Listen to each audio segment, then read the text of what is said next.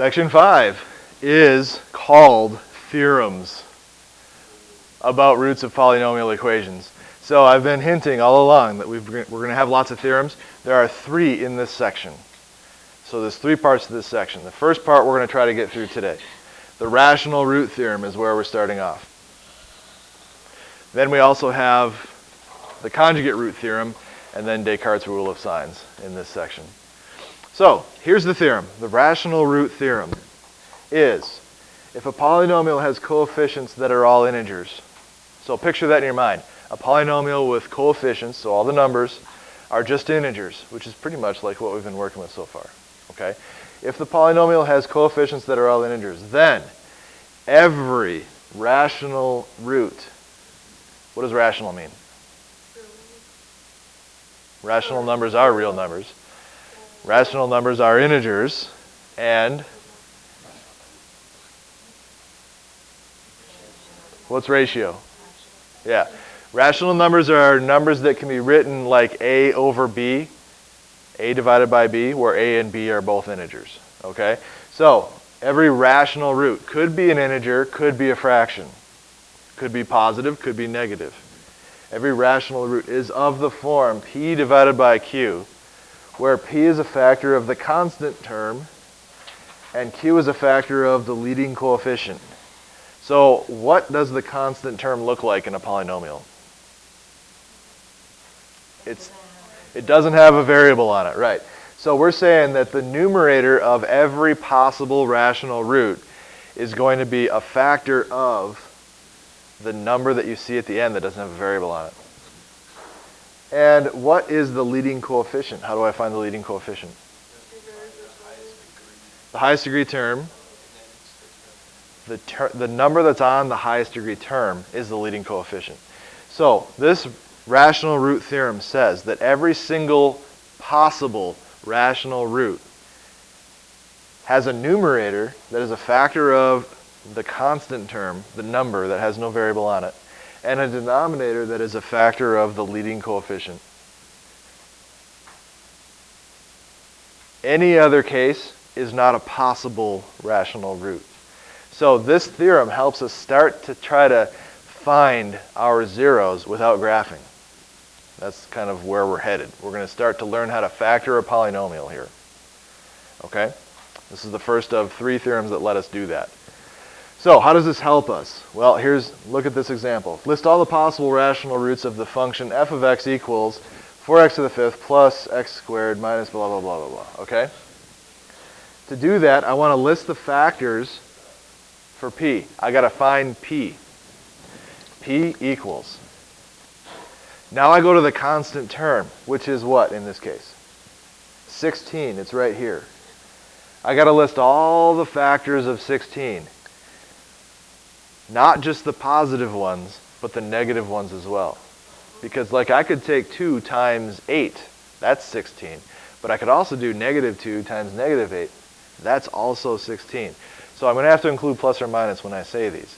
Now the factors of 16, the numbers that multiply times something else to give me 16 are plus and minus 1, plus and minus 2. Does 3 go into 16 nicely? No. Plus and minus 4. What about 5? No. What about 6? No. How about 7? No. 8? Plus and minus 8.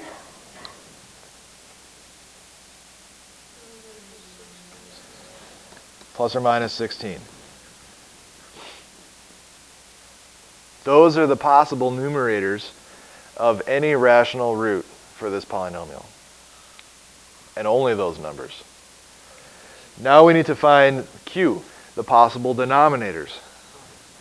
To do that, you look at the leading coefficient. The leading coefficient in this case is 4. So all the possible factors of 4 are going to be my q's. So what do I get? Plus or minus 1, plus or minus 2, plus or minus 4. Those are all the possible factors, or possible q values. Those are all the factors of 4, plus and minus. Now what we do is we write the possible values of p over q in simplest form, which means we're going to get fractions that we got to reduce if they show up. These p over q values are all of the possible rational roots for the polynomial, and only those. Anything else won't work, guaranteed, by this theorem.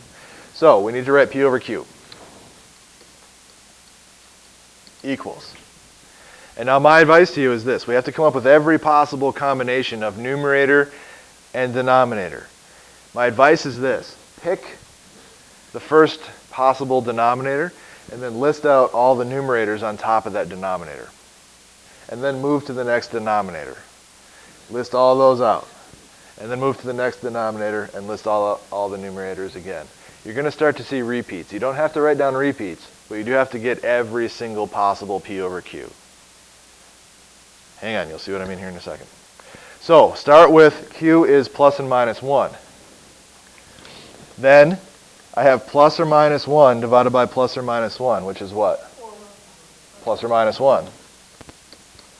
Comma.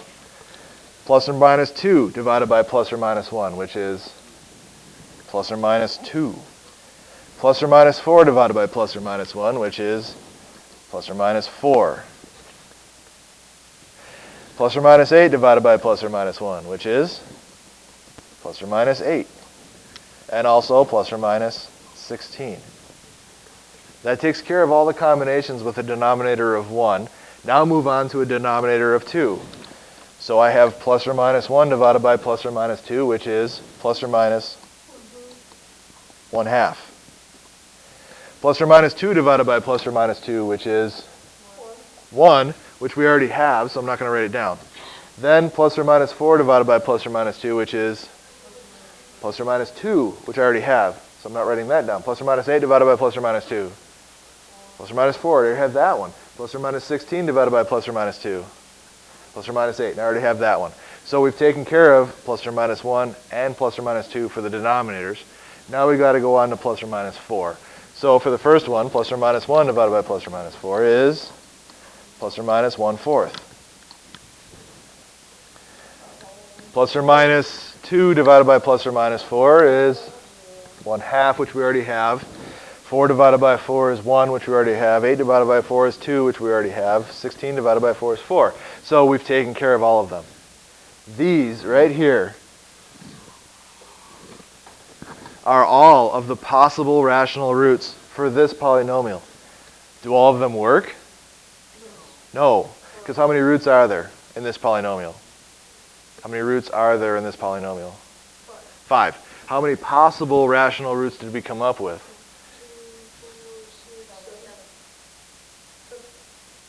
1, 2, 3, 4, 5, 6, 7, but there's plus or minus on them, so actually there's 14.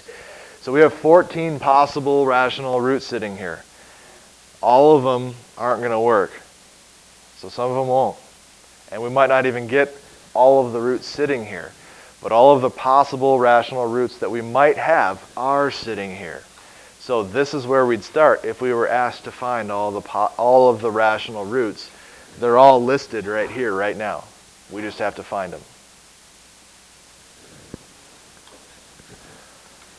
All right, the rational root theorem is really nice. It's especially useful if the leading coefficient of the polynomial is 1. That's because the only factors of 1 are plus and minus 1. So in that case, your q, your denominator of all your possible rational roots, would always be 1, which makes it very nice. Okay, so we'll see how that works. This reduces our rational zeros to just integers. List all the possible rational zeros of this polynomial. I need to start with p, and p is the factors of your constant term. My constant term is 12, so I need plus or minus 1. What else? 2, yep. Okay. Yep. Yep. Good. And I'll give you a little tip on this too, because sometimes we get a lot of factors in a string on this p. You got 1 and 12. You got 2 and 6, 3 and 4. So as soon as you start listing the opposite side of these factors that you started listing, so like 1 times, or like 3 times 4 is 12, then I know that I just got to go back to here. 2 times 6 is 12, 1 times 12 is 12. It's a good way to check to make sure you got them all. Yeah, exactly. So you could go back to your elementary teacher and say, now I know why I need to know this. It's because now I can do algebra 2. All right, what about Q? The factors of the leading coefficient. The leading coefficient here is just 1. So I write plus or minus 1. Yeah, because now I don't got to make all these crazy denominators. So P over Q is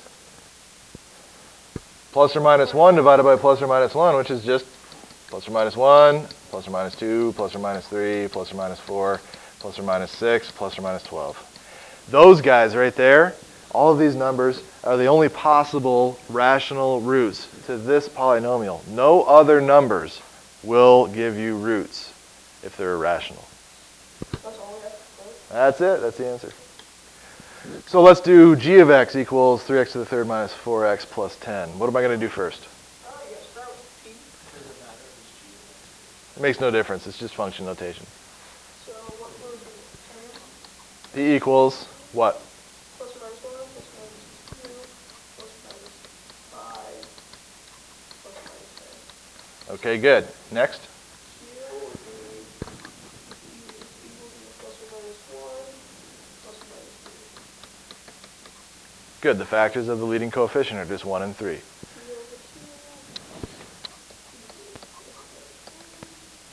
Okay. Yep. Yep. Yep. Plus or minus 1/3. Yep. Plus or minus 2/3. Okay. Plus or minus 3/3. 5 thirds. Plus or minus 10 thirds. So again, these guys right here, these 1, 2, 3, 4, 5, 6, 7, 8, these 16 numbers sitting right here are the only possible numbers that will give you rational roots. No other numbers work. So if I was asking you to factor it using synthetic division, you would only choose these numbers right here. No other numbers are even going to come close. Yes. We will be using synthetic division in this section and doing exactly what I just said. Let's see if we can do this last one though, h of x. Go ahead. What's P? Plus or minus 1, plus or minus 2, plus or minus 3, plus or minus 4, plus or minus 6, plus or minus 8, plus or minus 12, plus or minus 24. What's Q?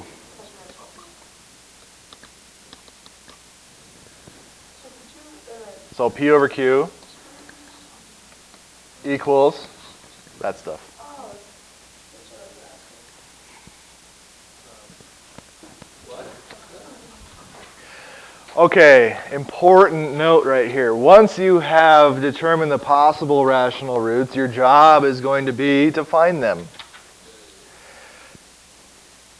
Underlined in italics, very important. Remember, once you find one, you can use the resulting polynomial. We're going to be using synthetic division, so we know once we find one, we'll have a remainder of 0, and we'll have a new polynomial. Once we have that new polynomial, we can continue using that new polynomial instead of what we had to start with, which will make our life a lot easier. The degree of the new polynomial will be 1 less than the degree of the original polynomial. So if we started with a third degree polynomial, our new polynomial, once we found a 0, or found a root, would be 2. Once you have a second degree polynomial, then stop the process and use factoring or the quadratic formula to finish the problem. And then you will have all of your zeros, or all of your roots, which means you'll know all the factors of the polynomial, and then the polynomial will be factorable, which you can then write all the factors down. So that's where we're going. Notice the directions now are find all the roots. It's not list the possible rational roots, it's find all the roots. So I have to have x equals however many roots I'm supposed to have. How many roots am I supposed to have in this one? I should have 3 roots in my final answer, okay? We are going to still start by finding all the possible rational roots. So, P equals what? P equals Plus or minus 1? 2. Plus or minus 2. Q equals plus or minus 1, plus or minus 3, plus or minus 5, plus or minus 15. Good. So then P over Q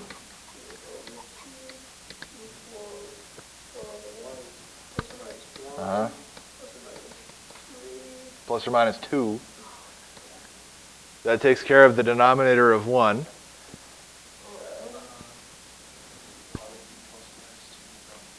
Because we are taking P divided by Q. Right now we have a denominator of 1. 1 divided by 1 is 1. 2 divided by 1 is 2. Then we're out. We have way more denominators than numerators here. So now we switch to the next denominator and we start over. Plus or minus 1/3, plus or minus 2/3. Next denominator. Plus or minus 1/5, plus or minus 2/5. Next denominator. Plus or minus 1/15, plus or minus 2/15. So these are all the possible rational roots of my polynomial. Only 2 of them look like ones that I want to deal with. Well, actually, that'd be 4 of them. So those are the numbers I'm probably going to start with. I'll start checking numbers using synthetic division. Now, if I'm sitting here checking numbers and it doesn't work, then I'm going to start having lots and lots of synthetic division to do. Okay? So let's say I try 1 and it doesn't work. I don't get a remainder of 0. I'm looking for a remainder of 0. I don't get one.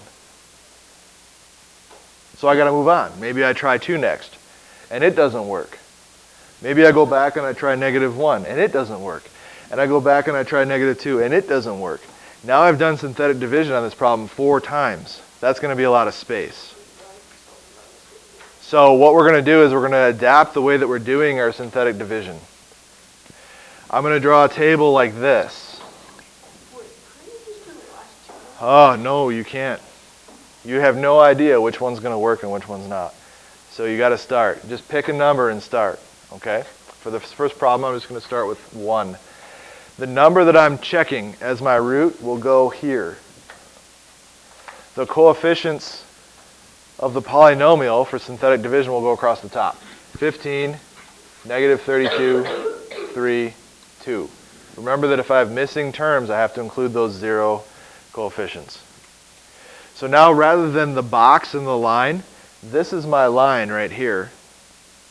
This is my box, the left-hand side, the numbers that I'm checking. I'm checking 1 first. Now, when I do synthetic division, what happens first? You bring down the 15. So the 15 comes down and I write it there. Then 15 times 1 is 15. Now the addition is going to happen in my head. 15 plus -32 is what? -17. So -17 times 1 is -17 plus 3 is -14. Now -14 times 1 is -14 plus 2 is -12. This would be my remainder, which means I did not get a remainder of 0, which means that 1 doesn't work. So we go on to the next one. I'll try 2. It can take forever. It can take forever. I try 2. The 15 comes down. 2 times 15 is 30. So I get -2. It is looking promising. -4 plus 3 is -1. -1 times 2 is -2. Plus 2 is 0. So I found one. 2 is a root. Okay? Now, if this was a 4th degree polynomial, what would the degree here be? This is my new polynomial. It would be a 3rd degree polynomial. I'd have to continue. But I can continue with this polynomial right here. I don't have to go all the way back up here. But what is the actual degree of this polynomial? This is a second degree polynomial now. And as soon as I get to a second degree polynomial, I don't have to continue this process. I can write 15x squared minus 2x minus 1 equals 0 and solve for x. So that means if this thing factors, I need to use the box method, or I can go straight to the quadratic formula. Let's try the box method. AC equals negative 15. I need two numbers that multiply to give me negative 15, but add to give me negative 2. Negative 5 and positive 3. So this thing actually will factor. Set up the box. We have 15x squared. We have negative 1. We have negative 5x and positive 3. Factor out GCFs. So 3x, negative 1, 5x, and 1. So my factors of this guy are 5x plus 1 times 3x minus 1 equals 0. And now I can use the zero product property and solve for x. 5x plus 1 equals 0. 3x minus 1 equals 0. So 5x equals negative 1, which means x equals negative 1/5 here. 3x minus 1 equals 0, so 3x equals positive 1, which means x equals 1/3 here. Those are my other two zeros. Notice that they are rational zeros. Not only that, but they are sitting right here. Negative 1/5, positive 1/3, and positive 2. They're all there. So they will be there. You just have to find them. Now we got lucky. We only had to do this twice. But it could be you try to do it 3 or 4 times before you find one. And that's just the way it's going to be. Let's take a look at this. I know that we know the zeros now, right? Okay, so what I was saying earlier is you can continue if you want to. To continue, draw a line. And now instead of using this polynomial, you're using this polynomial, and the table continues. Now we know that 1/3 and negative 1/5 are roots. So let's try 1/3. The 15 right here comes down. 15 times 1/3 is 5. 5 plus negative 2 is 3. 3 times 1/3 is 1. Plus negative 1 is 0. I got a 0 for a remainder here, so that means that 1/3 is a root. Okay? So this process can continue until you get it down. Now we'd be at a first degree polynomial. 15x plus 3 equals 0. Solve for x. We get negative 1/5. Okay? Yeah, you could continue if you wanted to, and we could try the 1/5. But we know we're going to get 0 as our answer because we know it's a root. You can continue this table. It saves space. It saves time to do it this way until you get down to a second degree polynomial, and then either try to factor it or use the quadratic formula to get your other two. Okay?